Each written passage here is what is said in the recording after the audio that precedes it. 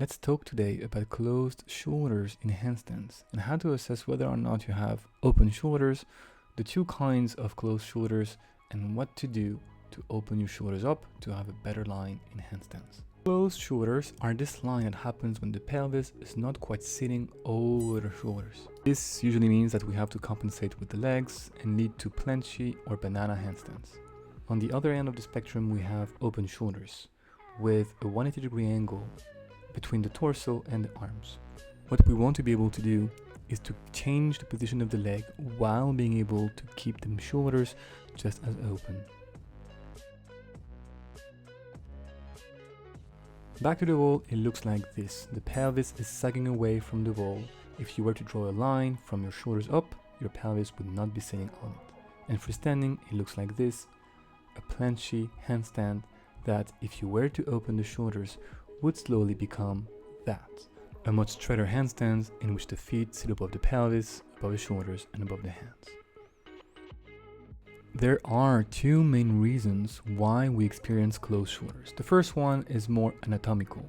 We cannot open the shoulders, our shoulders are quote-unquote stiff, there is a restriction in our range of motion there. But the second reason is more that we cannot tap into the full range of motion, which is the case for most people. To assess that, try to kick up back to the wall and to land one foot against the wall.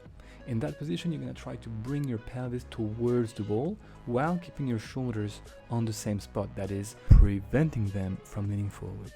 If you can do that, then this routine is for you because the problem is more about body awareness.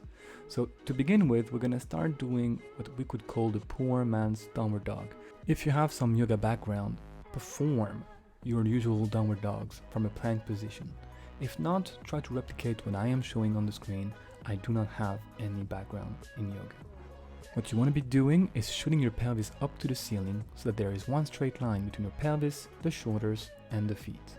And go back and forth into that position from the plank. Try to replicate the exact same pattern, sitting your feet on an elevated surface, just like boxes or a bed. Again, at the end position, we try to have one straight line, and in the bottom position, we try to have a broken line between the torso and the arms. If that works, try to climb your feet a bit higher up the wall and go into your downward dog. Notice that you will be tempted to bring your head towards the wall and to move the shoulders away from their axis, which is absolutely fine at that stage of our learning, as long as you can feel what opening the shoulders feels like and anchor those sensations in your body. The goal, once you have those sensations clear, is to be able to open the shoulders the same way while keeping the shoulders on the same spot. If somebody was to hold their hand against your shoulders, you should be able to keep them against those hands despite opening and closing that angle. If this works, try to bring your hands a bit closer to the wall, maybe legs straight.